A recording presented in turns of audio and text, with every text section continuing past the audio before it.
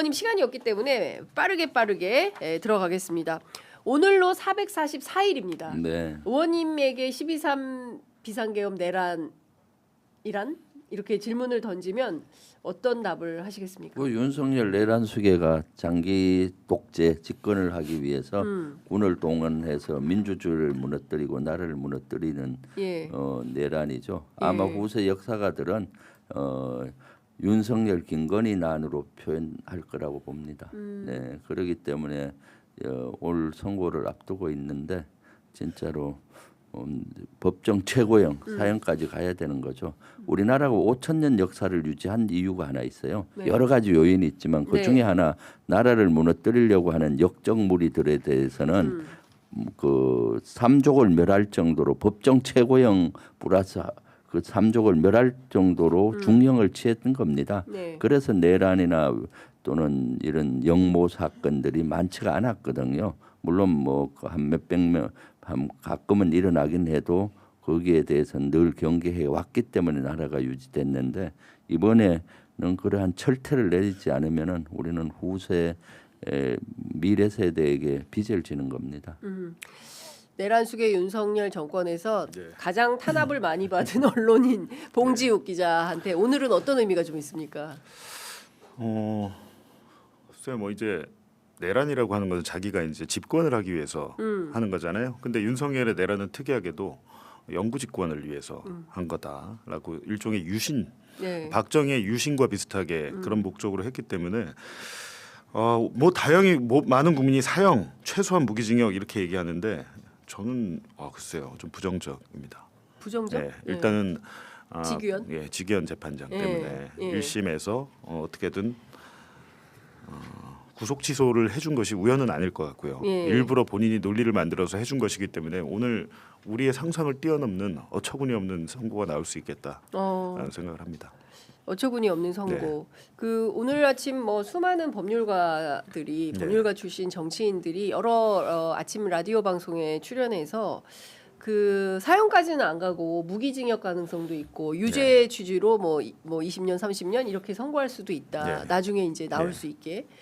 그런 얘기를 하고 저도 사실은 이 그 직영 판사가 구속 취소라는 어마어마한 결정을 윤석열한테만 해준 거잖아요. 네. 우리 역사상 그렇죠. 원 포인트로 아무도 그렇게 한 사람이 없어요. 시간을 따져서 윤석열한테만 문을 열어주고 윤석열 끝나니까 문을 닫아버렸어요. 그 이후에 김영선, 명태균, 심지어 김용현까지도 나도 구속 취소해달라라고 요청했지만 싹 다 무시당했거든요. 그러니까 이 직원 판사가 혼자 이런 결정을 했겠냐. 그 뒤에는 조이데 코트가 있는 거 아니냐.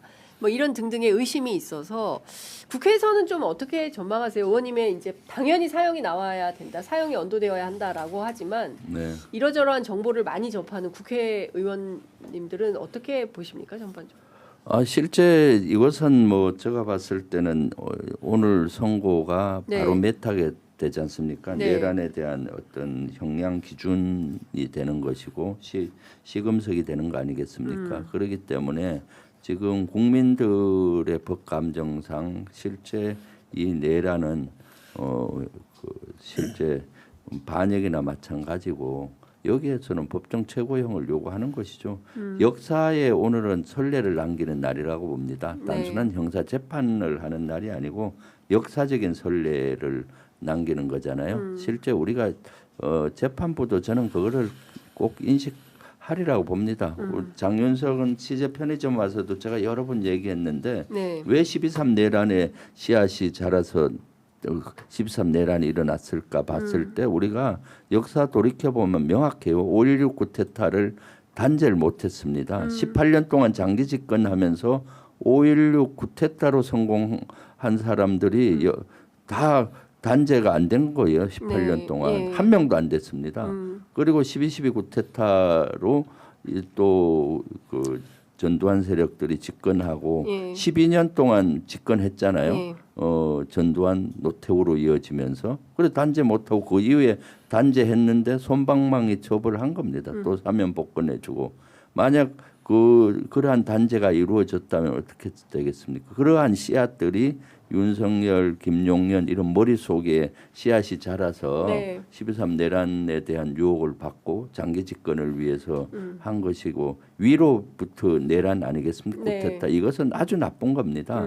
위로부터 내란 저는 실제 대통령이 하는 이런 내란은 성공 확률이 80% 이상이에요. 네. 이게 너무 나쁜 거죠. 그렇기 때문에 이러한 역사적인 선례라는 것들을 저는 뭐 직위원 재판부 사실 신뢰하진 않아요. 우리 국민들이 공정성이나 신뢰 면에서 직위원 재판부 무너졌잖아요. 그 네. 뒤에 조의대가 있다고 하지만은 지금 이러한 역사적인 사건이고 오늘 역사적인 날이란 것들을 인식을 좀 하고 있으리라고 저는 기대해 봅니다. 진짜. 네. 예.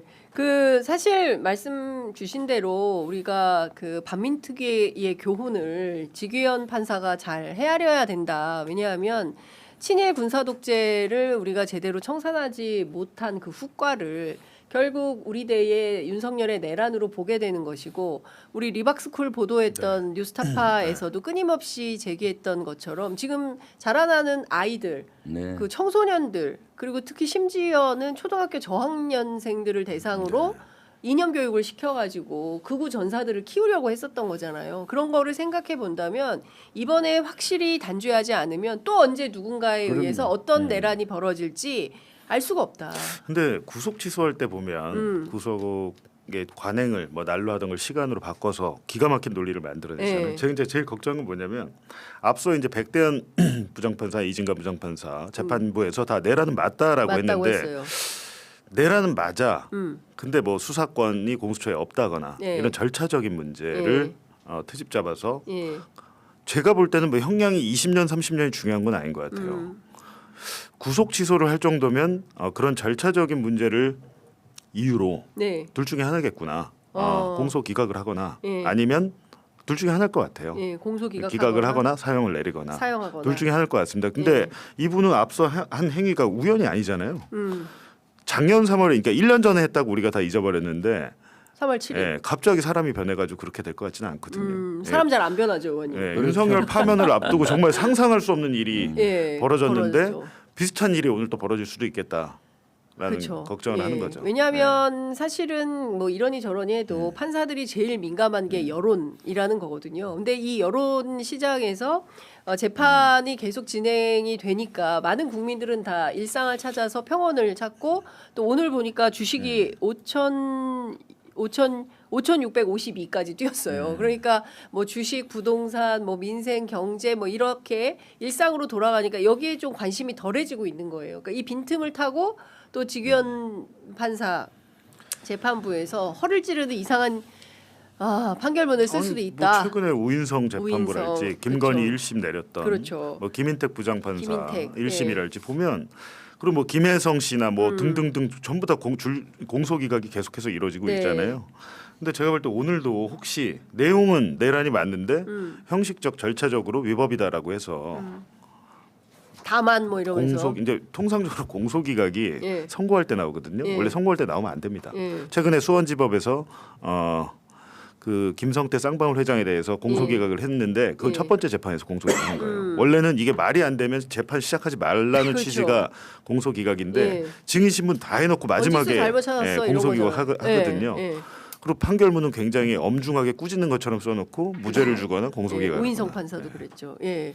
근데 그런 거 생각해 보면 결코 안심하거나 그럴 수는 없다. 근데 그렇다고 해서 우리 국민들이 할 수 있는 건 또 아무것도 없지 않습니까? 그러니까 그러니까 판사 지금 이게 무슨 뭐 배심원들이 있어가지고 네, 배심제를 통해서 배심원들이 가서 이 재판에 어떤 선한 영향력을 끼칠 수 있는 상황도 아니고 오로지 직위원 판사와 함께 한 배석 판사 두 사람의 판단과 역량에 따라서 결정되는 재판이기 때문에 이 참 불안불안하다. 지금 그러니까 10시 21분 지나고 있는데요.